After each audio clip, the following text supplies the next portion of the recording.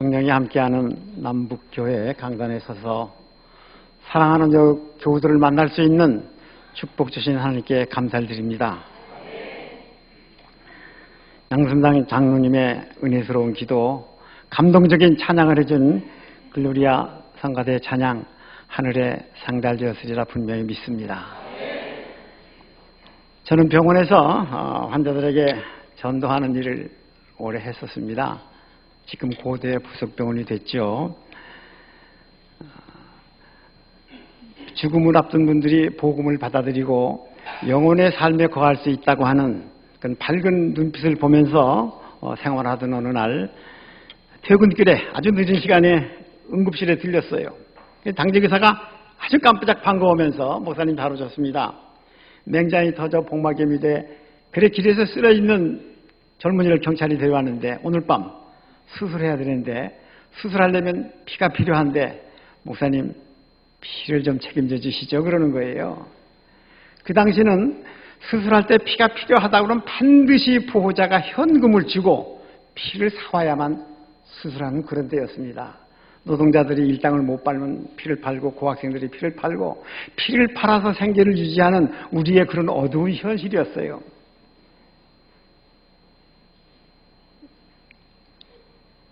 당직의사가 저한테 저도 주머니를 만져보니까 가진 게 아무것도 없어서 망설이고 있으니까 혈액형이 뭐예요?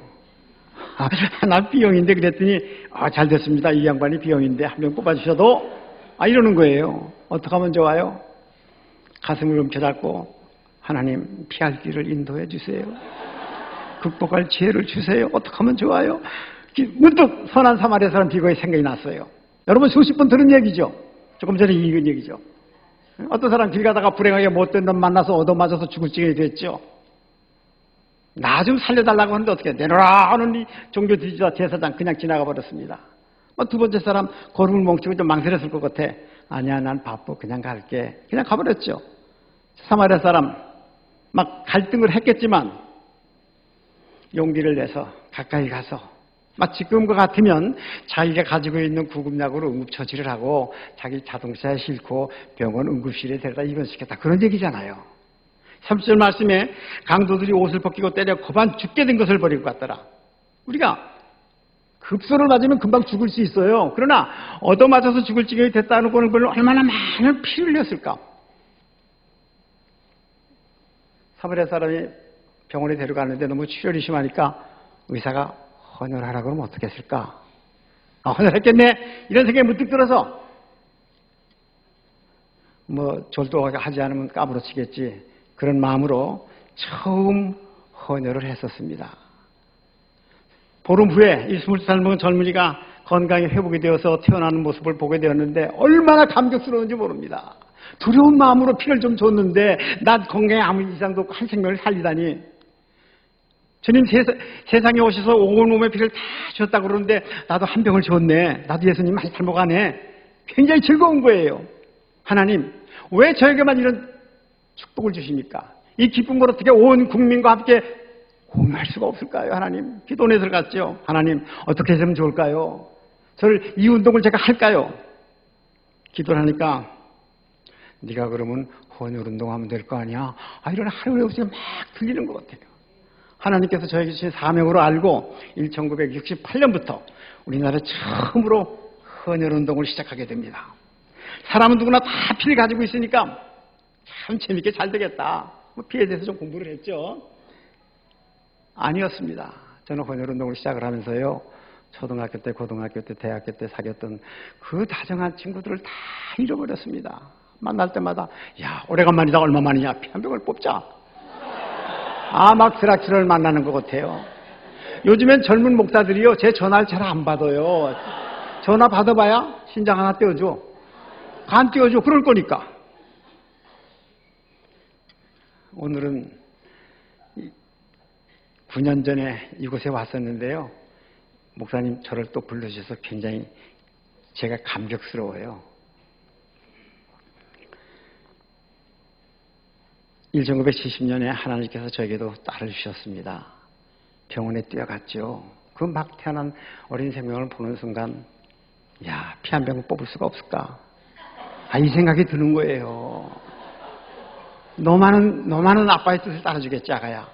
16년이 지나면 피 한 병을 뽑자. 제가 이름을 박뽀삐라고 지었습니다. 1년 후에 아들을 주셨는데 박헌일이라고 그렇게 지었습니다. 사람이 피 한 병으로 보였습니다. 이런 신념을 가지고 하나님께 죽기 살기로 매달렸습니다. 많은 교회가 저를 매주 초청해 주기를 시작을 했습니다. 1970년 부활주일에 우리 한경리 목사님 생존해 계실 때 젊은 박 목사 우리 교회 와서 1, 2, 3 설교 다 해요. 강단에 섰어요. 사랑하는 교회 여러분, 주님께서 흘리신 피를 병 가지고 받았다면 한 12병이 되는데 우리가 헌혈하는 건 12분의 1을 주는 것인데 오늘 예배가 끝나고 헌혈을 안 하고 집에 가요? 헌혈을 못 한다고 그래요? 보혈의 공로로 구원을 얻는다고 늘 코눈물 흘리면서 감사의 기도를 하면서 헌혈을 못해? 다음 주일에 무슨 배짱으로 교회로 와? 안 그래요? 제가 울면서 호소하니까 절반의 사람들이 헌혈하기를 시작을 했습니다. 우리나라의 헌혈은 교회가 앞장을 서서 사회운동이 되어서 1980년 후반부터 모든 필요한 피가 헌혈로 충당이 되게 됐고 작년 한 해는 330만 명이 헌혈을 했습니다. 이 젊은이 10사람 가운데 8사람은 헌혈했을 거예요. 헌혈운동은 잘 되는데 전 생활이 굉장히 어려웠습니다. 제가 하루는 퇴근해서 집에 가는데요. 밥을 안 주는 거예요. 왜 밥 안 줘? 당신이 언제 쌀값 줬어? 그러는 거예요.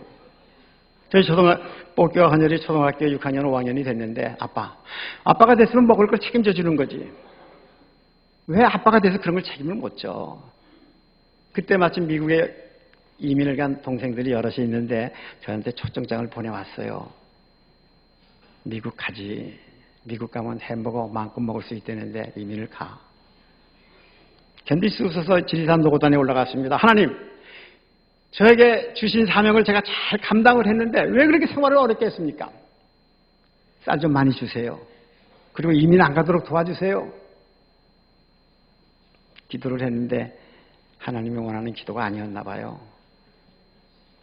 80년대 말에 LA로 가는 비행기를 타게 됐습니다. 가서 한 달이 좀 지나는 동안에 제가 잘 아는 교포 한 분을 만났어요. 갑자기 뇌출혈로 쓰러져서 병원에 입원을 했다고 그래요. 며칠이 지났어요. 위독하다고 그래요. 따라갔습니다. 의사가 자기가 뭐 죄인이나 전 것처럼 우리가 이렇게 최선을 했는데 어렵게 됐습니다. 지금 산소 마스크를 부착을 하고 의료장치를 통해서 숨을 쉬고 있는데 이 장치를 제거하면 금방 숨이 멎을 겁니다. 뇌사가 됐습니다. 뇌사라고 하는 것은 우리 뇌가요, 대뇌, 소뇌, 뇌관 이렇게 세 분이 주었는데 세 기능이 다 못 쓰게 됐습니다. 그러니까 더 이상 치료해도 소용이 없으니까 일주일만 지나면 숨이 멎을 거니까 돌아가신 것으로 인정을 해 주시죠. 그러는 거예요. 그 부인 되는 분이 잘 알아듣고 눈물을 뚝뚝 흘리면서 예, 알겠습니다. 이제 장례치를 준비를 할게요. 그렇게 대답을 하니까 의사가 자기가 죄인이라 된 것처럼 우리가 최선을 했는데 이렇게 됐습니다. 이분의 장기는 다 건강한 것 같은데 혹시 기증할 의사가 있으면 기증한다고 이 얘기해 주셔도 좋습니다. 그러는 거예요. 여러분 같으면 어떡할 거예요? 눈물만 뚝뚝 흘리고 아무 대답을 못하고 있어요. 옆에 서 있던 중학교 2학년 된 딸이 엄마, 아빠가 돌아가셨다고 그러는 거지. 그래 엄마. 아빠가 죽은 걸 인정했네. 그래 엄마. 아빠가 돌아가셨다고 하는 걸 인정하기가 어렵지. 아빠가 죽은 것을 인정한다고 그러면 장기 기증하는 게 뭐 그렇게 어려워요. 아빠의 강목이 다른 사람에게 옮겨가서 밝은 세상을 볼 수 있다 그러면 아빠가 보지 못했던 세상을 남의 눈을 통해 본다고 위로받을 수도 있을 것 같은데 엄마 기증한다고 그러지 뭐. 그래도 꿈쩍을 안 하더라고요. 나중에 보니까 학교에서 배웠다고 그래요. 요즘 학교에 가서 우리가 그런 교육도 하고 있습니다. 그 다음 날이 돼서야 엄마와 딸이 기증하겠습니다. 다 서명을 하니까 그분의 폐는 시카고로 가고 그분의 심장은 샌프란시스코로 가고 필요한 환자의 장기가 옮겨가서 수술하는 그런 장면을 보면서 바로 이렇게 구체적으로 보여주는 것은 이런 운동을 고객에서 하라고 하나님께서 저에게 주신 두 번째 사명이구나. 감사합니다. 그 장면을 본 후에 가족을 놔두고 여러분 곁에 왔는데 30년이 됐습니다. 지금은 헌혈을 적십자사가 전담해서 하죠. 2달에 한 번씩 계속 헌혈할 수 있는 건강을 주시고 첫 사명을 잘 감당케 해주셨는데 두 번째 이 어려운 사명을 주셨는데 어떻게 감당할까? 기도하는 중에 여러분이 잘 아시는 로마서 12장 1절의 말씀, 그러므로 형제들아 내가 하나님의 자비하심으로 너희를 권하노니 너희 몸을 산 제사로 드려라. 이것이 너희의 드릴 영적 예배니라. 이 말씀에 은혜를 받고 29년 전이네요. 신장을 기증했습니다. 기증하고 보니까 우리나라에서 처음 했다고 그래요. 1992년이었습니다. 마산에 있는 어느 군 부대에서 양희찬 상병이 화장실에서 청소를 하다가 넘어졌어요. 뇌진탕이 됐습니다. 연락이 왔습니다. 만일 뇌사라고 그러면 기증할 의사가 있는 것 같습니다. 제가 국방장관에게 연락을 해서 마산에서 김해공항까지 헬리콥터로 옮겼습니다. 김해공항에서 서울공항까지 수송기로 옮겨와서 아산병원에 입원을 했습니다. 며칠 동안 검사를 해보니까 뇌사가 분명하다. 그 홀로 사는 신앙이 대단한 권사님이었습니다. 참 눈물을 머금고 기증하겠습니다. 기증했습니다. 7사람에게 기증했습니다. 뇌사로 인해서 기증하면 9가지를 기증한다고 그러지만 뇌사가 됐다고 했을 때 기증한다고 결심하기까지가 시간이 많이 걸립니다. 아버지가 한다고 하면 부인이 반대하고 부부가 한다고 하면 할아버지가 반대하고 온 가족이 동의를 해야 되니까 7사람에게 기증을 해서 굉장히 많이 홍보가 됐습니다. 그런데 뇌사가 죽음이라고 하는 법이 없을 때입니다. 법은 1990년에 2000년에 만들어졌는데 그래서 군에서는 그 당시에 홀로 사는 어머님 참 훌륭한 일을 했다. 위로해드리자. 모금을 했는데 2억 5천이 모금됐습니다. 그 당시에 육군 참모총장이 그걸 가지고 부산까지 가서 그 어머니에게 드리려고 그러니까 어머니가 안 받았습니다. 우리 자식이 세상을 떠나서 7사람이 살았다는 것 충분히 은혜를 받았습니다. 만약 돈을 받으면 죽은 대가로 받는 것을 안 받, 절대로 안 받았습니다. 어떻게 해요? 군에서는 그가 다녔던 고등학교에 장학금으로 내놓은 일이 있었습니다. 물론 그 후에 청와대에서 불러서 위로해주고 그가 근무했던 부대에 지금도 표지석을 해놨습니다. 참 안타깝고 억울하고 분한 죽음이지만 그 죽음을 통해서 여러 사람을 살렸다고 하는 그런 은혜를 받는 그런 것이 뇌사 후에 장기를 기증한다고 하는 것입니다. 예수님께서 세상에 오셔서 생명을 주심으로 해서 온 인류의 희망과 기쁨이 되었듯이 여러분 뇌사로 돌아가시면 안 돼요. 75세 미만의 건강한 사람이 사고로 인해서 뇌사가 됐을 때만 기증하는 겁니다. 되게 장기 기증하면 살아서 다 주는 줄 아는데 그런 건 아닙니다. 우리 각막에 대한 스크린을 잘 봤죠? 우리 한국 사람들은 눈동자가 검어요. 검은 눈동자 앞에 투명한 혈관이 없는 막이 쓰여 있습니다. 그걸 각막이라고 그래요. 그래서 빛을 받아서 시신경에 전달하는 일을 하고 안구를 보호하는 일을 하는데 후천적 질병으로 인해서 사고로 인해서 어린아이들 장난감을 가지고 놀다 눈에 찔려서 여러 가지 사고로 인해서 각막이 손상을 입어서 못 보게 되는 경우입니다. 의사들이 봤을 때 돌아가신 분 각막을 살짝 떼어서 붙여주면 보게 되는 거예요. 그러니까 축복된 삶을 살다가 언젠가 세상을 떠날 때 나 죽으면 각막 좀 떼어가세요. 나는 시력 있으면 자는데 시력하고는 관계가 없어요. 난 나이가 많은데 100세 이하면 다 기증할 수 있어요. 85세까지는 띄어서 사용하고 85세가 넘으면 띄어서 연구용으로 사용하고 그렇습니다. 여러분 화장터에 가보신 일 있죠? 들어가서 1시간에 제로 나오죠. 죽는 것도 서러운데 왜 눈을 뽑아가? 그럴 거예요. 지난해 우리나라에서 28만 명이 사망을 했습니다. 우리 2층에 계신 젊은이들 각막에 몇 개예요? 53만 개 어디로 갔습니까? 화장터에 갔어요. 땅속에 묻었어요. 오늘 주부에 보니까 어느 분 세상 떠나셨다고 그러는데 어디로 갔어요?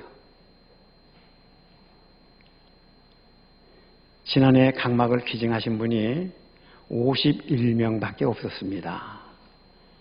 지금 받을 사람은 뭐 10,000명이 된다고 그러는데 국가기관에 등록을 해서 나 빨리 각막 이식 받게 해주세요 한 사람은 2,600명이 현재 있습니다. 어떻게 하면 좋아요?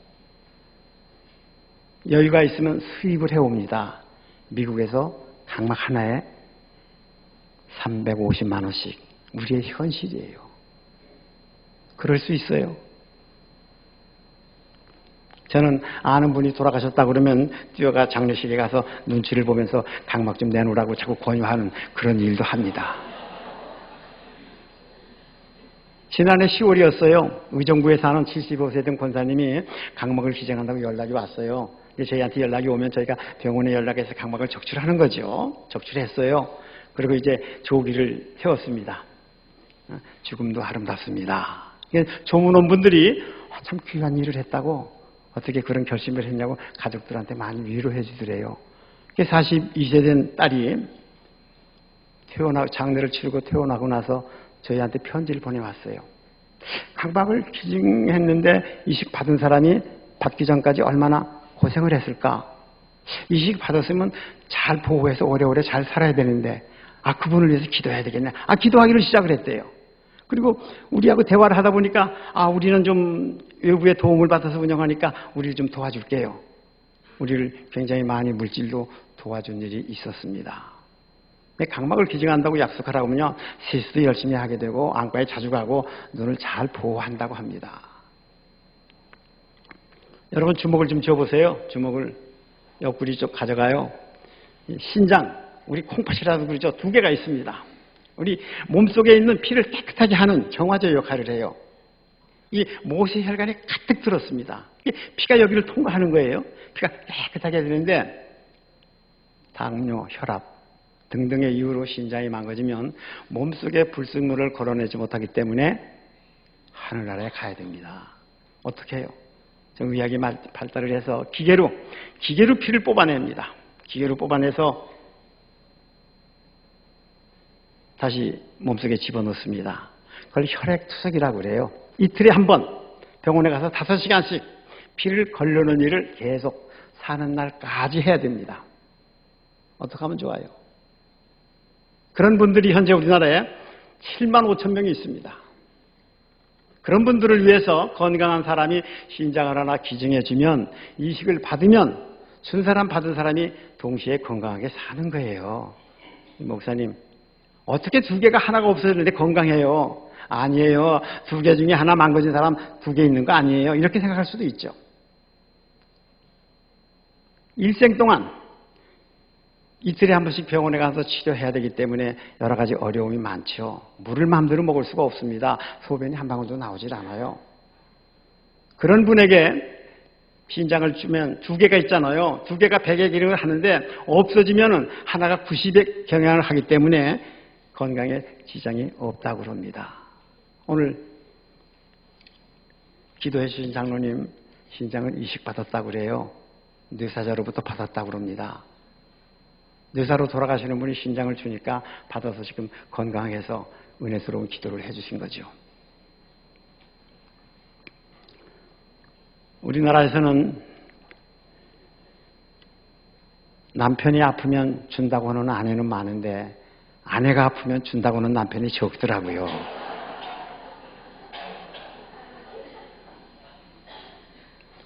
얼마 전 얘기입니다. 양산에 있는 어느 고등학교 2학년 여학생이 아빠를 위해서 신장을 기증했어요. 아버지가 신장이 망가졌어요. 늘 병원에 다니는 거예요. 직장 다니다 그만뒀어요. 그러니까 아빠 내가 신장 줄게 받아. 그러니까 아버지가 야 이놈아 네 신장을 내가 어떻게 받니? 이대로 살 거야. 아빠 정말 안 받을 거야? 아빠 직장에 나가서 돈을 벌어야 내가 공부도 하잖아. 받을래 안 받을래? 아빠 안 받으면 나 죽을래. 이렇게 아빠를 설득해서 아빠가 이식을 받았어요. 그래서 현대판 효녀가 나타났다고 그래서 그 군에서 수술비도 다 대주고 장학금도 주고 그런 일이 있었습니다.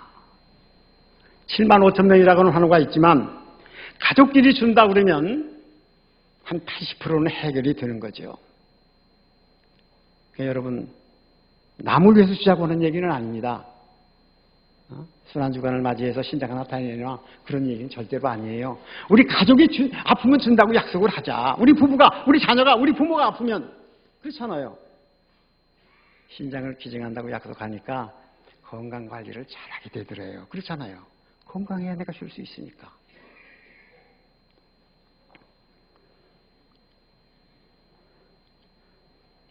교도소에 15년 있다가 나온 사람이 있었습니다. 저희를 찾아왔어요. 신장을 기증하겠다고. 참 참여하는 마음으로, 회개하는 마음으로 신장을 기증하겠다고. 믿을 수가 없잖아요. 한 6개월 동안 계속 상담을 했는데 위험을 무릅쓰고 진심을 믿고 기증을 했습니다. 수술실에서 기증을 했어요.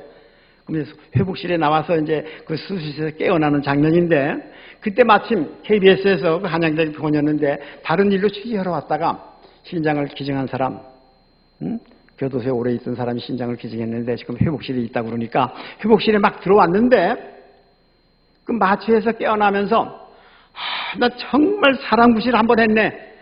이런 눈물을 죽고 흘리는 거예요. 그걸 KBS가 담았습니다. 9시 뉴스에 방송했어요. 그것을 본 어느 과부 한 분이 찾아와서 당신하고 결혼하면 오래 살 것 같다. 자꾸 졸라가지고 만나가지고 결혼했습니다. 지금도 여러 교도소에 다니면서 간증하고 다니는, 그리고 만두가게를 하면서 잘 산다고 그럽니다. 이렇게 신자의 망가진 분들을 많이 대하다 보니까 어떻게 그분들을 도와드릴까? 우리 기관을 통해서 신장을 그러니까 생존자로부터 신장을 받은 분들이 289명이 있어요, 그동안에. 그리고 이식받은 분이 너무나 많으니까 어떻게 도와드릴까? 그래서 저희가 제주도에 라파의 집이라고 하는 시설을 만들었습니다. 그래서 이 투석하는 환우들이 오기만 하세요. 이틀에 한 번씩 병원에 가야 되니까 여행을 또 할 수도 없고 어려운 분들이니까 제주에 와서 보름만 있다 가세요. 보름만 있다 가세요. 치료하는 비도 안 받고 먹는 것도 자는 것도 1인실에 숙박을 하면서 지내도록 합니다. 그리고 투석 안 하는 데는 관광도 우리가 버스를 가지고 해드리고, 그리고 아침에 새벽기도도 인도하고 저녁에 예배도 인도하고, 주일엔 밥을 또 안 줘요. 교회 가라고, 교회 가면 밥을 준다고 데리고 가고, 그런 시설을 운영을 하고 있습니다. 되게 당뇨나 혈압을 잘못 관리해서 전혀 눈이 안 보이는 사람도 있습니다. 발목을 절단한 사람도 있습니다. 그런 사람들이 와서 거기에서 먹고 자면서 그런 치료하는, 그리고 주님을 섬길 수밖에 없는 그런 선교기관을 운영을 하는데 다 무료니까 어떻게 운영을 해요? 많은 교회와 교우들이 10,000원, 20,000원 도와주어서 1년에 한 2억 5천이 들어가는데 운영을 하고 있습니다. 참 감사하죠. 많은 분들이 도와줘서 이식 받기 전까지 그분들의 외로움을 도와준다고 하는 것이. 미국 사람들은 전 국민의 54%가 등록을 했습니다. 우리 그리스도인들이 전부 1,000만 명이 해야 20%인데 아직 160만 명 등록받았어요. 어떻게 하면 좋아요? 불란서 형법에 보니까 이런 게 있어요. 165조에 위급한 사람을 구해주어도 아무에게나 자신에게 해가 없는데 구해주지 않았다 그러면 160프랑 벌금을 부과하는 사마리아인 규정이 있더라고요. 그럼 우리나라는 그런 게 없었을까? 제가 역사를 찾아보니까요. 1905년에 견급 불규율이라는 규정이 있었습니다. 동행인이나 동거인이 타인을 모해함을 지하고 조당치 않거나 수하나 토적이 구교한데 구호치 아니한 자는 곤장 100대를 쳐라. 그런 규정이 있더라고요. 당연히 인간으로서 해야 할 일을 안 하면 혼 좀 나. 그런 거잖아요. 우리는 선한 사마리아 사람 빌면서 아멘 아멘 그러기만 하고 말과 혀로만 살아가지 말고 행함과 진실함으로 하자고 하면서도 못할 때가 또 많이 있죠.